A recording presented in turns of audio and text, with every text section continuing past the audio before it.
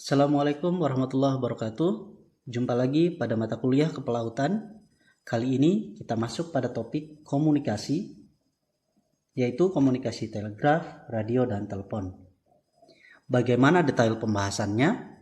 Yuk kita simak materinya. Konten pembahasan meliputi alat komunikasi, isyarat dan cara komunikasi, komunikasi dalam keadaan darurat, dan prosedur keselamatan. Alat komunikasi pertama adalah telegraf kode Morse yang dibuat pada tahun 1838. Telegraf menjadi titik awal kemajuan teknologi komunikasi masa kini. Fungsi telegraf adalah untuk mengirim dan menerima pesan dalam bentuk kode Morse secara jarak jauh menggunakan frekuensi gelombang radio. Pesan atau informasi yang disampaikan berbentuk garis dan titik. Cara kerjanya adalah: pertama, operator mengirim pesan dengan kode Morse, lalu pesan tersebut terkirim hingga ke penerima dengan bantuan impuls listrik. Penerima kemudian mendapat pesan dalam bentuk klik yang timbul akibat dua lempeng logam yang saling berbenturan. Penerima bertugas mendengarkan pola klik berisi kode Morse tersebut, lalu mencatat dan menerjemahkannya. Telegram terakhir di dunia diketahui dikirim di India pada 14 Juli 2013 oleh perusahaan penyedia layanan telegraf Bharat Sanchar Nigam Limited. Dalam pesan yang tertulis, Grandmother Serious 15 Days Leave Extension. Alat komunikasi kedua yaitu Marine Very High Frequency Radio. Kapal sebaiknya mempunyai 2 VHF. Pertama adalah channel 16 yang digunakan untuk keadaan dan panggilan darurat hingga peringatan keselamatan. Kedua adalah channel 13 yang biasanya digunakan untuk berkomunikasi antar kapal di tengah laut, terutama apabila ada informasi penting. Dengan karakter wilayah lautan yang tanpa ada penghalang, pemilihan frekuensi VHF 30 sampai 300 MHz sebagai frekuensi kerja alat maupun perangkat telekomunikasi dianggap paling sesuai. Sinyal frekuensi VHF merambat sangat bagus di atas permukaan air. Gelombang VHF dapat digunakan untuk transmisi dengan jarak lebih dari 150 km. Untuk dapat menempuh jarak yang lebih jauh dapat dilengkapi dengan stasiun relay atau repeater. Marine VHF Radio memiliki 84 channel, yaitu 65 channel radio telepon, 32 channel simplex mode, 33 channel duplex mode, 1 channel yaitu channel 70 untuk digital selective calling (DSC), dan 2 channel untuk automatic identification system (AIS). Alat komunikasi ketiga yaitu handheld radio atau kita kenal dengan handy talkie atau HT. Bekerja pada frekuensi very high frequency VHF dan level high frequency HF. Digunakan sebagai sarana penghubung dua arah antara nahkoda dengan pemilik kapal, nahkoda dengan petugas pelabuhan, dan antara satu kapal dengan kapal lainnya. Dengan output maksimum sebanyak 6 watt, handheld radio memiliki daya yang cenderung rendah dan antena yang pendek. Alhasil, komunikasi hanya bisa dilakukan apabila masing-masing pemegang perangkat berjarak maksimal 5 mil satu sama lain. Jika ingin berkomunikasi pada rentang yang lebih jauh, biasanya harus ada antena eksternal yang dipasang ke HT. Karena fungsinya yang cukup terbatas, HT biasa digunakan sebagai perangkat cadangan darurat untuk radio kapal. Terlebih, lama pemakaian baterainya bervariasi mulai dari kapasitas besar hingga yang dilengkapi dengan baterai saver circuit. Alat komunikasi terakhir adalah telepon satelit. Saat terjebak dalam situasi kurang menguntungkan di atas kapal, Anda mungkin berpikir bahwa Anda bisa langsung mencari bantuan dengan telepon seluler biasa. Ya, hal itu memang mungkin terjadi. Namun, perlu diingat bahwa telepon seluler memiliki jangkauan yang lebih terbatas karena menempatkan base transceiver station-nya di darat. Sebagai gantinya, Anda membutuhkan telepon satelit yang meletakkan base transceiver station di udara. Alhasil, jangkauan yang dimiliki telepon satelit pun lebih luas. Sehingga Anda bisa melakukan komunikasi di tempat-tempat yang biasanya tidak terjangkau telepon seluler, mulai dari area pegunungan hingga laut. Telepon satelit sekarang lebih terjangkau, walaupun biayanya masih premium seperti telepon SLI. Tapi jika menelpon di jaringan yang sama, bisa lebih murah, walau koneksi antar benua. Bahkan, lebih murah dari tarif biaya roaming di luar negeri yang sangat mahal. Kelebihan telepon satelit adalah bisa diandalkan di mana saja dan kapan saja tanpa khawatir terkendala sinyal dan cuaca buruk. Bentuknya kuat dan tahan lama, sehingga tahan pada segala kondisi dan medan. Kita masuk pada pembahasan isyarat dan cara komunikasi, yaitu alur komunikasi. Berita atau pesan merupakan informasi yang dikirimkan dari satu pihak ke pihak lainnya. Ada dua macam berita, yaitu berita primer, berupa kumpulan informasi yang akan dikirimkan oleh pengirim, dan berita sekunder, yaitu koleksi informasi yang dikirimkan bersama-sama dengan pengaruh konteks, tingkah laku, dan emosi. Konten berita dapat dibagi menjadi 3 tipe. Yang pertama dalam bentuk pertanyaan, dalam bentuk informasi, dan dalam bentuk perintah atau instruksi. Lalu pengirim merupakan sumber berita. Tugasnya adalah menentukan formulasi berita atau cara penyampaian dan prosedur isyaratnya, mengirim berita, memilih penerima berita, memilih channel, dan memastikan adanya feedback. Selanjutnya adalah mode pengirim dan penerima pesan, di mana mode dapat diartikan sebagai cara bagaimana berita dikirimkan dan diterima. Ada 3 cara dalam melakukan pengiriman, yaitu berbicara, menulis, beraksi atau mengirimkan pesan. Sedangkan mode penerima meliputi mendengar, membaca, dan melihat. Penerima bertugas menerima berita, menginterpretasikan berita, mengirimkan feedback, dan melakukan aksi sesuai dengan isi komunikasi.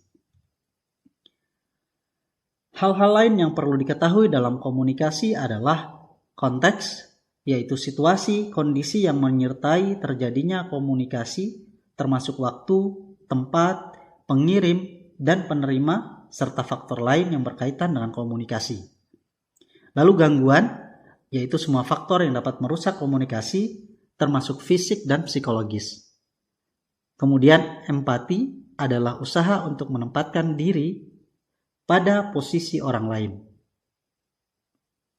Nah, sebelum membuat berita, pengirim hendaknya memperhatikan latar belakang, pendidikan, keahlian, status sosial, jabatan, dan sebagainya dari penerima berita. Pembahasan isyarat dan cara komunikasi selanjutnya adalah komunikasi yang efektif. Komunikasi yang efektif, pertama harus jelas, yaitu berita yang dikirimkan harus logis, kalimatnya tidak berbelit-belit tapi langsung ke berita utama yang ingin disampaikan. Yang kedua harus lengkap, yaitu berita yang disampaikan memuat informasi yang lengkap untuk menghindari salah penafsiran, karena berita yang tidak lengkap dan membingungkan dapat berbahaya. Yang ketiga harus padat dengan menggunakan kata-kata terpilih yang efektif dan efisien dalam menyampaikan berita. Yang keempat, konkret. Berita yang disampaikan adalah sebuah fakta yang konkret. Dan yang terakhir adalah berita harus benar. Walaupun kata-katanya efektif dan efisien, serta kalimatnya padat, bila beritanya tidak benar, maka hal tersebut tetaplah salah. Sekarang kita masuk pada pembahasan tentang isyarat. Isyarat terdiri atas isyarat satu huruf yang diperuntukkan bagi hal-hal dalam keadaan yang sangat mendesak atau penting, isyarat dua huruf untuk informasi secara umum, dan isyarat tiga huruf yang diawali dengan huruf M untuk kebutuhan medis atau kesehatan. Berikutnya, metode ataupun cara-cara berisyarat yang dipergunakan dalam berkomunikasi adalah pengisyaratan dengan bendera semapur, berisyarat Morse dengan mempergunakan bendera tangan atau lengan, berisyarat dengan suara dengan mempergunakan pengeras suara atau megafon, pengisyaratan dengan cahaya menggunakan kode Morse, dan isyarat-isyarat bunyi mempergunakan kode Morse.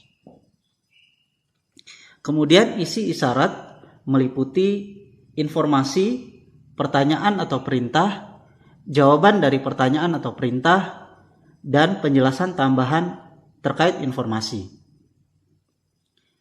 Lalu, angka-angka bulat setelah huruf mengungkapkan variasi-variasi dalam arti dari isyarat-isyarat dasar, keterangan yang merupakan pelengkap, yang khas atau terperinci, seperti contoh IN yang berarti saya perlu seorang penyelam. Maka lebih detail lagi dengan IN1 yang berarti saya perlu seorang penyelam untuk membebaskan baling-baling. Contoh lain adalah JA yang berarti saya memerlukan alat pemadam api, lalu JA1 saya memerlukan alat-alat pemadam api busa. Berikutnya, informasi yang perlu disampaikan antara lain berupa identitas atau nama kapal, posisi, lokasi, baringan, haluan, waktu, jam, tanggal, arah kapal, kecepatan kapal, dan lain-lain. Pada penjelasan arti isyarat terdapat teks dalam tanda kurung yang berarti alternatif informasi atau kemungkinan lain. Keterangan tambahan yang dianggap perlu seperti posisi atau penjelasan lain dari teks. Agar tidak terjadi kekeliruan dalam menerima kode isyarat, maka pengucapan kode huruf mengikuti kaidah sebagai berikut. Letter A, you can use the word alpha. Alpha. B as in Bravo. Bravo. C as in Charlie. Charlie. D as in Delta. Delta. E as in Echo. Echo. F as in Foxtrot. Foxtrot. G as in Golf. Golf. H as in Hotel. Hotel. I as in India. India. J as in Juliet. Juliet. K as in Kilo. Kilo. L as in Lima. Lima. M as in Mike. Mike. N as in November. November. O as in Oscar. Oscar. P as in Papa. Papa. Q as in Quebec. Quebec. This can also be pronounced this way. Quebec. Quebec. R as in Romeo. Romeo. S as in Sierra. Sierra. T as in Tango. Tango. U as in Uniform. Uniform. V as in Victor. Victor. W as in whiskey. Whiskey. X as in X-ray. X-ray. Y as in Yankee. Yankee. Z as in Zulu. Penyebutan angka juga mengikuti kaidah khusus agar tidak terjadi kekeliruan. Pengucapannya mengikuti kaidah berikut. Lalu isyarat bendera menggunakan bendera-bendera berikut.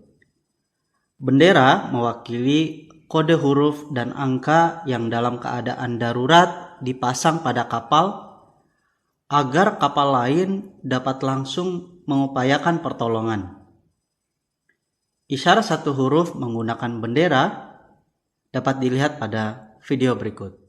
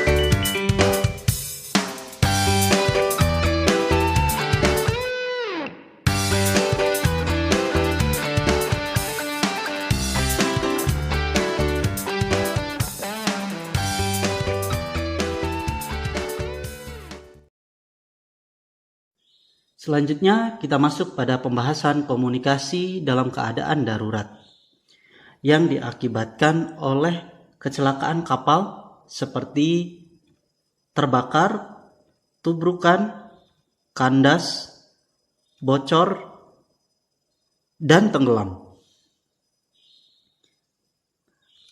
Antar penolong dan yang ditolong harus memahami hal-hal sebagai berikut. Yang pertama adalah bagaimana cara komunikasi antara penolong dengan yang ditolong. Lalu memahami prosedur komunikasi yang benar. Kemudian mengetahui bagaimana cara menggunakan alat-alat penolong. Kemudian persiapan apa saja yang harus dilakukan dalam keadaan darurat. Dan yang terakhir, tindakan apa saja yang harus diambil dalam keadaan darurat. Beberapa isyarat dalam kapal pada kondisi darurat adalah sebagai berikut. Pertama adalah isyarat kebakaran berupa bunyi bel satu pendek dan satu panjang secara terus-menerus. Kedua adalah isyarat sekoci atau meninggalkan kapal, yaitu dengan 7 tiupan pendek dan diikuti 1 tiupan panjang secara terus-menerus. Lalu isyarat orang jatuh ke laut dengan berteriak orang jatuh ke laut, lalu melempar pelampung penolong ke arah korban dan kemudian melapor ke mualim jaga. Isyarat bahaya lainnya yang juga perlu kita ketahui adalah pertama, komunikasi dengan isyarat visual seperti menembakkan roket atau peluru yang cahayanya menyerupai bintang. Yang kedua, yaitu dengan nyala api. Lalu yang ketiga adalah dengan asap berwarna jingga atau oranye.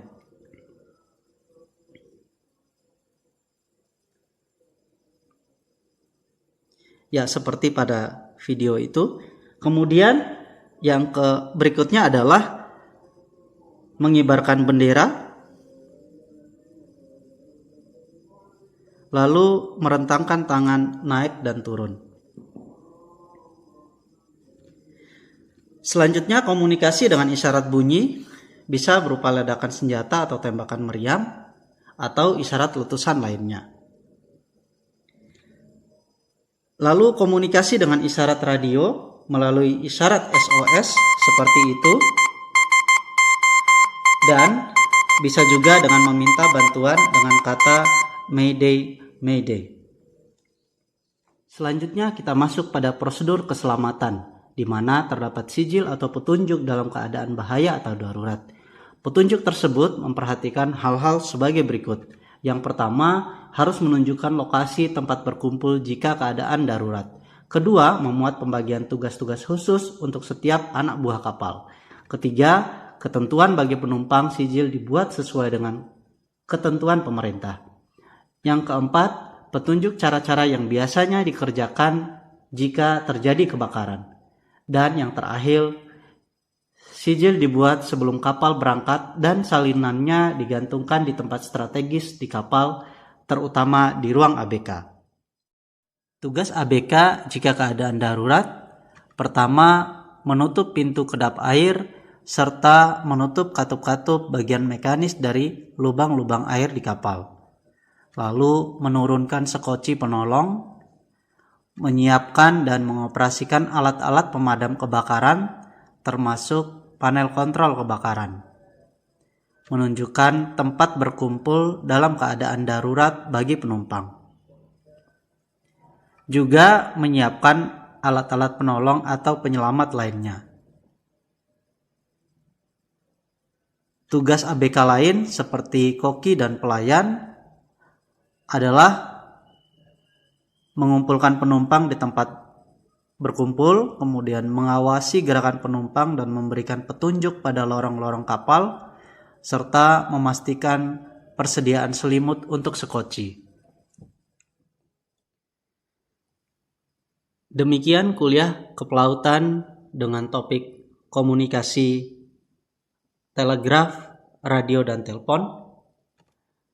Materi ini menggunakan referensi International Code of Signal 1969. Lalu untuk mendukung channel ini jangan lupa subscribe, like, dan komen. Dan terakhir, terima kasih. Wassalamualaikum warahmatullahi wabarakatuh.